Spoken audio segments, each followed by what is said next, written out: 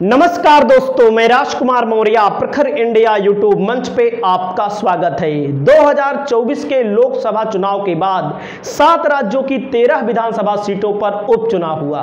13 विधानसभा सीटों में बीजेपी को 2, इंडिया गठबंधन को 10 और वहीं पर निर्दलीय को 1 सीट मिली। जो 2 सीटें बीजेपी ने जीती बहुत कम मार्जिन से जीती। 1 सीट तो 1500 कुछ वोटों से, 1 सीट 3000 कुछ वोटों से। यानी कि जो इंडिया गठबंधन ने जीता, कोई 25,000, कोई 30,000, कोई 40,000, कोई 50,000, कोई 8,000, 10,000 वोटों के मार्जिन से जीता। वहीं पर सबकी निगाहें टिकी हुई हैं उत्तर प्रदेश पर, क्योंकि उत्तर प्रदेश में समाजवादी पार्टी ने उत्तर प्रदेश में लोकसभा के चुनाव में बेहतर प्रदर्शन किया। इस बेहतर प्रदर्शन से बीजेपी डरी हुई है। वर्तमान में जो 10 विधानसभा सीटों पर उपचुनाव होने जा रहा है, 5 तो समाजवादी पार्टी को जीतना ही जीतना पड़ेगा और बीजेपी को भी 5 जीतना पड़ेगा। लेकिन समाजवादी पार्टी ने अपनी स्ट्रेटजी पीडीए के आधार को बढ़ा दी है। अपनी स्ट्रेटजी में पीडीए को महत्वपूर्ण जगह दी है। पीडीए के तौर पर बीजेपी को करारा झटका मिला। बीजेपी के विधायक ने खुद बोला है, बदलापुर के विधायक ने, रमेश चंद्र मिश्रा ने, हालांकि वे पलटी भी मार गए अपनी बातों से। यही हाल रहा तो बीजेपी की सरकार 2027 में नहीं बनेगी। उन्होंने खुद बोला है, बीजेपी को पीडीए से डर लग चुका है। और वहीं पर समाजवादी पार्टी ने कटेहरी विधानसभा सीट के लिए, जैसा कि हमारे पास खबरें आ रही हैं, भीम निषाद को मैदान में उतारने जा रही है।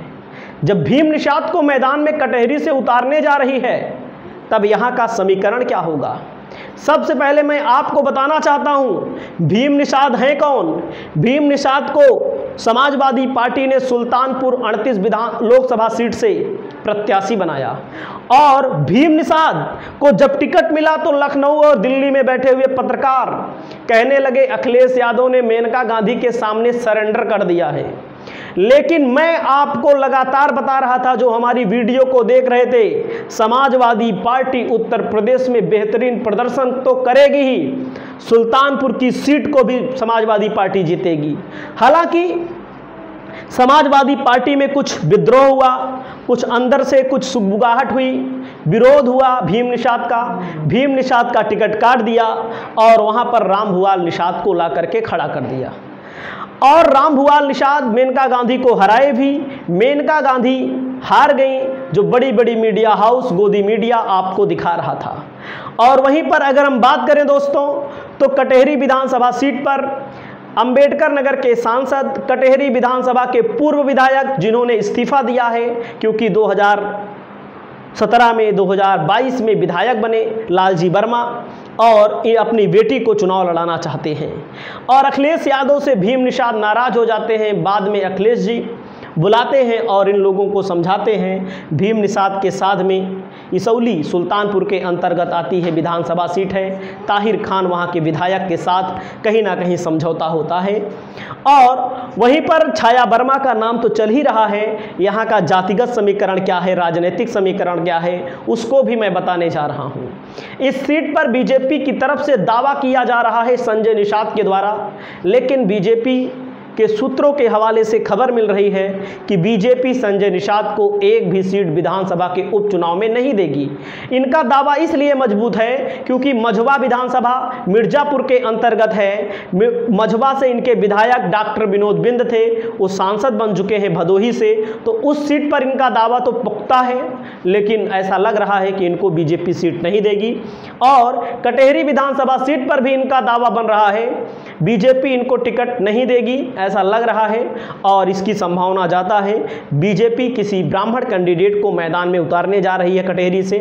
तो कटेहरी का जातिगत समीकरण क्या है, राजनीतिक समीकरण क्या है, हम आपको बताने जा रहे हैं। अब मैं आपको बता दूं, जो समाजवादी पार्टी का बेस वोट माना जाता है, 35,000 वोट यहाँ पर यादव है, जो समाजवादी पार्टी के हर परिस्थिति में खड़ा रहता है। समाजवादी पार्टी का बेस वोट है 35,000 यहाँ पर यादव है। मुस्लिम जो समाजवादी पार्टी का ही वोट माना जाता है, 52,000 वोट यहाँ पर मुसलमान आबादी का भी है। बसपा यहाँ अगर मुस्लिम प्रत्याशी को खड़ा कर देगी तो इस मुस्लिम वोट में भी कुछ सेंध लग सकती है। ब्राह्मण वोट जो समाजवादी पार्टी का नहीं माना जाता, बीजेपी का माना जाता है, तो आप समझिएगा 52,000 वोट यहाँ पर ब्राह्मण का है और ब्राह्मण को बीजेपी यहाँ पर दांव लगाने जा रही है, क्योंकि कई बार यहाँ पर निषाद पार्टी लड़ चुकी है, कई बार यहाँ पर अलग अलग लोगों को भारतीय जनता पार्टी ने टिकट दिया है, बीजेपी को कामयाबी नहीं मिल पाई है। यहाँ पर मतलब मिलती नहीं है, जल्दी एक आध बार मिली है। वर्मा वोट यहाँ पर 33,000 हैं, जो कि कहीं ना कहीं समाजवादी पार्टी के वोट माने जाते हैं। और वहीं पर ठाकुर वोट यहाँ पर 32,000 है, जो बीजेपी का वोट माना जाता है, यानी कि ठीक ठाक तादाद है। मौर्य वोट जो किधर भी जा सकता है, प्रत्याशी को देखकर जा सकता है, इधर भी जा सकता है, उधर भी जा सकता है। एक समय में बसपा के साथ रहा, एक समय में भाजपा के साथ रहा। समाजवादी पार्टी के पास अब की बार अच्छी खासी तादाद में गया है। लाला श्रीवास्तव का वोट जो बीजेपी का वोट खास तौर पे माना जाता है, 3,000 यहाँ पर है। वहीं पर प्रजापति 8500 वोट है, प्रजापति 8500 वोट है यहाँ पर। वहीं पर धरिकार जो बांस वाला काम करते हैं, हालांकि सब धरिकार बांस वाला काम नहीं करते हैं, अब लोग पढ़ लिख करके काफ़ी लोग आगे, लेकिन मूलभूत तौर पे माना जाता है। 7,000 इनकी आबादी है यहाँ पर। और ठाकुर तो मैंने 32,000 आपको बताया ही। गौड़ आबादी 15,000 है। गौड़ आबादी लगभग वही मान लीजिए निषादों के अंतर्गत अति पिछड़ी जातियों में आती है। और नाई की आबादी भी अति पिछड़ी जातियों में आती है, 6,000 की संख्या में मौजूद है। दलित आबादी जो मायावती जी का वोट माना जाता है, दलित आबादी यहाँ पर अच्छी खासी है, 87,000 यानी कि 87,000। तो बीजेपी के सामने, समाजवादी पार्टी के सामने यहाँ पर बहुजन समाज पार्टी अपने बेस वोट बैंक के सहारे इस सीट को साधना चाहेगी और यहाँ पर किसी मुस्लिम को भी टिकट दिया जा सकता है या किसी ब्राह्मण चेहरे को भी मैदान में उतारा जा सकता है। वहीं पर पासी समाज यहाँ पर 1200 की आबादी बताई जाती है। बनिया जो बीजेपी का वोटर माना जाता है लगभग 2,000 है। वहीं पर निषाद आबादी कितनी है? 62,000। मछुआ समुदाय यहाँ पर 62,000 बताया जाता है। क्यों ऐसे नहीं 62,000? इसका कारण मैं आपको आगे बता रहा हूँ। लोहार 4500 यहाँ पर, चौहान 3,000 हैं। और अगर हम चलते हैं दोस्तों अन्य में, तो अन्य यहाँ पर 10,000 हैं, 12,000 हो सकते हैं, थोड़ा बहुत इधर उधर हो सकता है। अगर हम देखें यहाँ का समीकरण, तो आप देखिएगा सपा यहाँ चुनाव जीती, 7,696 वोट मिला समाजवादी पार्टी के लालजी वर्मा को, 93,524, 7,696 वोटों से जीते। निषाद पार्टी 2 नंबर पे, प्रतीक पांडे बीएसपी 3 नंबर पे यहाँ रही। तो आप समझ सकते हैं बीजेपी यहाँ चुनाव नहीं लड़ी थी। 22 में लालजी वर्मा जीते, 17 में लालजी वर्मा जीते थे। अब आप समझिएगा 12 में लालजी वर्मा यहाँ से चुनाव हार गए थे, तो आप समझ सकते हैं। और 12 में शंखलाल माझी का मतलब मछुआ समुदाय के अंतर्गत ही इनको माना जाता है। और धर्मराज निषाद